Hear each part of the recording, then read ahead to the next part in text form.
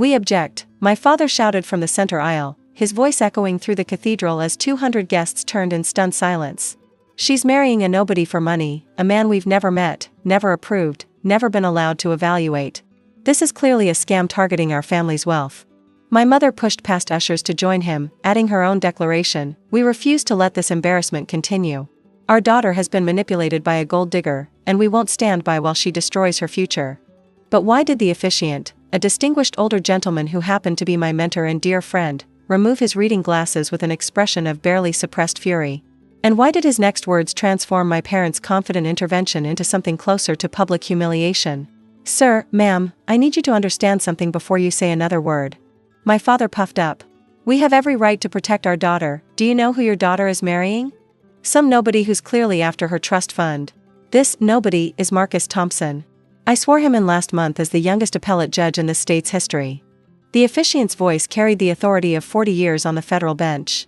He graduated first in his class from Harvard Law, clerked for 2 Supreme Court justices, and was appointed to the bench at 34 based on a record of legal excellence that made national headlines. My parents' expressions flickered.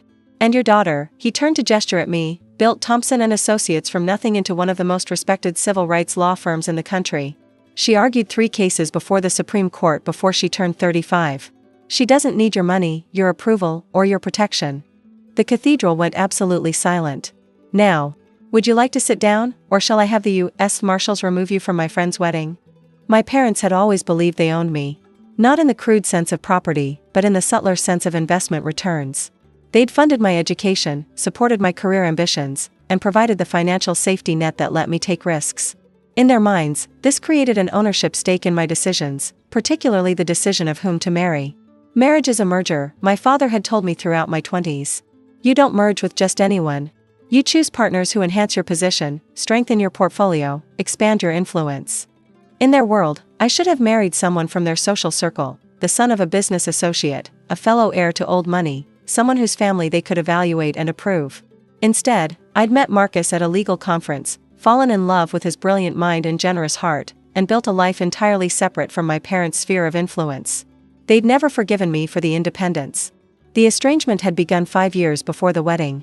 I stopped attending family events after my mother tried to set me up with the son of her friend, a man I'd already turned down 3 times who'd made it clear he saw me as a business opportunity rather than a person. "He's perfect for you," Mom had insisted. "His family's real estate holdings complement our investment portfolio beautifully." "I'm not a portfolio addition. I'm a person. And I'm not interested in Tyler Ashworth." "This isn't about interest, it's about strategy. For you, maybe. Not for me." The conversation had deteriorated from there. By the end, I'd said things I couldn't take back, and they'd said things that revealed how they truly saw me, not as a daughter, but as an asset to be managed for maximum family benefit. I'd walked away from their house that night and hadn't returned. Building Thompson and Associates had been my declaration of independence. I'd started the firm with 3 associates and a commitment to civil rights cases that larger firms considered unprofitable.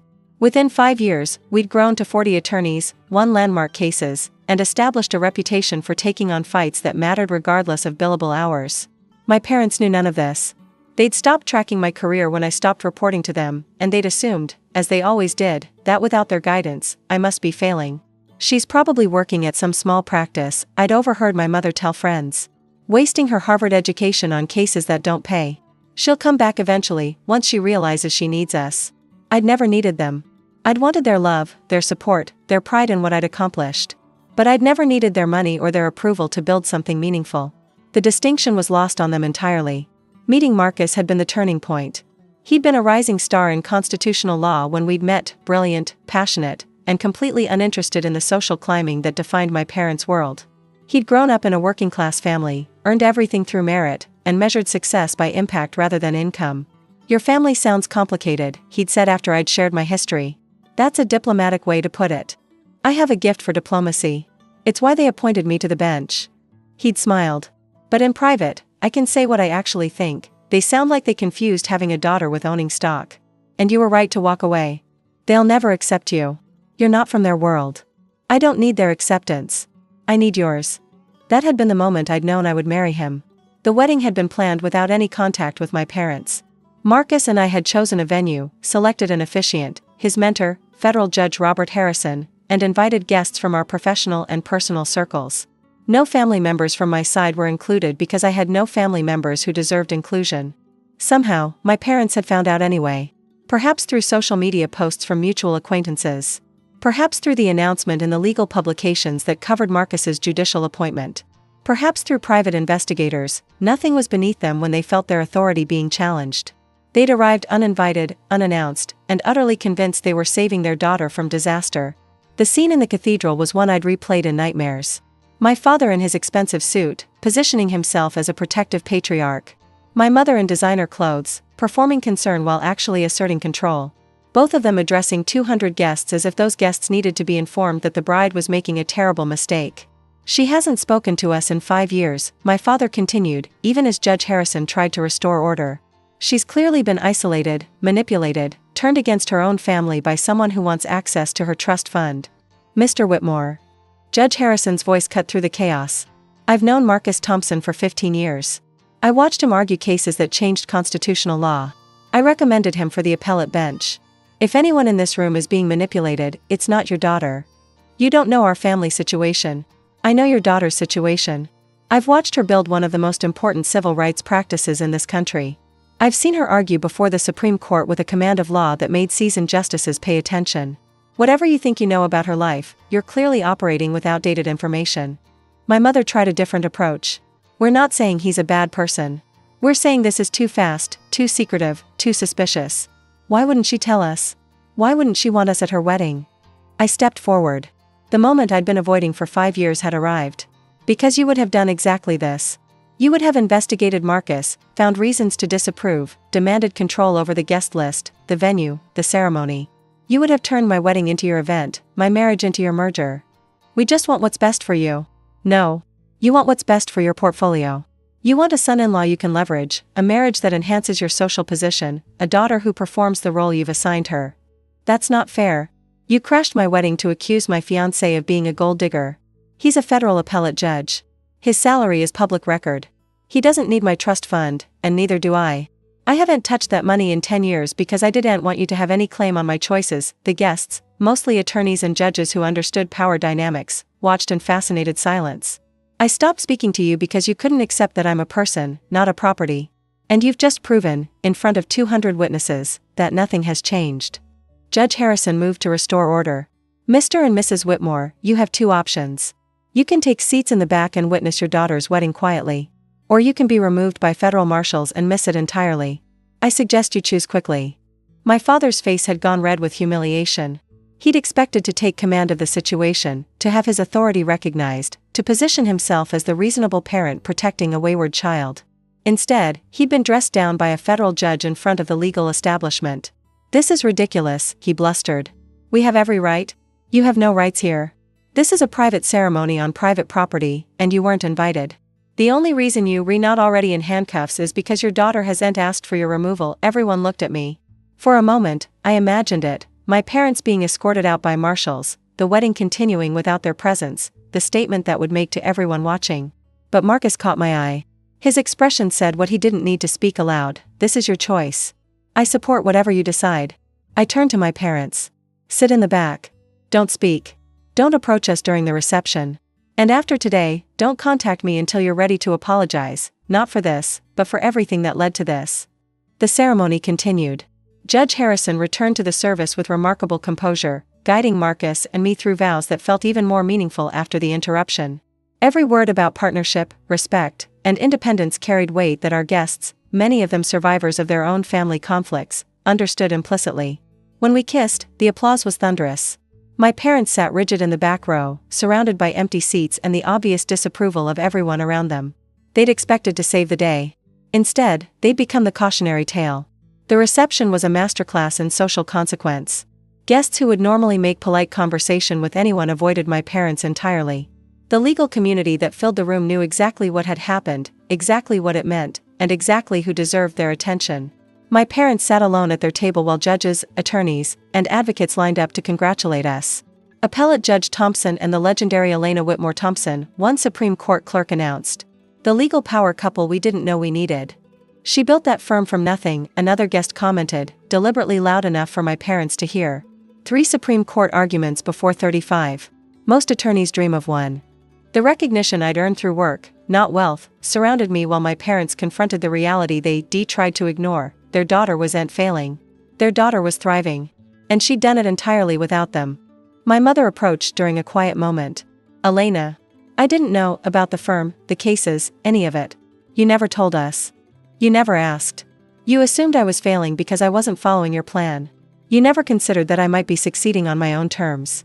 We wanted to protect you. You wanted to control me. There's a difference. Parents who want to protect their children listen to them, support their choices, trust their judgment. Parents who want to control their children crash their weddings and accuse their fiancés of gold digging. We made a mistake. You made a choice. You chose your assumptions over curiosity. You chose your authority over my autonomy. You chose to humiliate me and Marcus in front of everyone we respect. I kept my voice level. That wasn't a mistake. That was who you are. Can we start over? I don't know. Can you? Because starting over means accepting that I'm not your investment, my marriage isn't your merger, and my life isn't your business unless I choose to share it. We're your parents.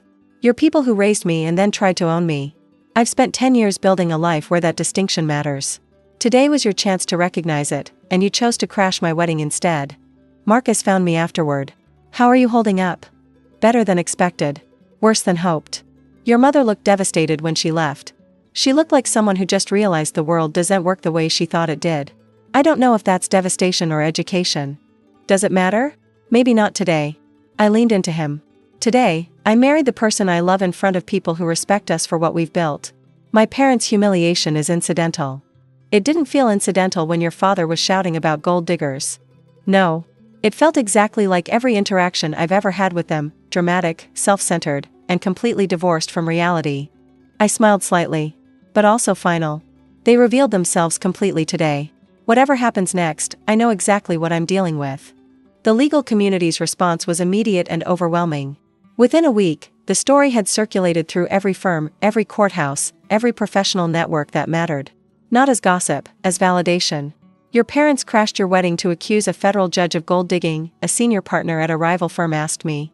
That's the most spectacular own goal I've ever heard of. They didn't know who Marcus was. They didn't bother to find out. That's the point. They made assumptions based on their own prejudices and never considered they might be wrong. That's been their approach to parenting since I was born. Well, now everyone knows. If they ever try to leverage family connections in legal circles, this story precedes them. The social consequence was appropriate and inevitable. My parents had spent decades building influence through wealth and manipulation. One afternoon of revealed character had cost them more than money could repair. The apology came 3 months later. My mother's handwriting on expensive stationery, the words careful but seemingly genuine. We were wrong. Not just about the wedding, about everything. We treated you as an extension of ourselves rather than a person with your own path.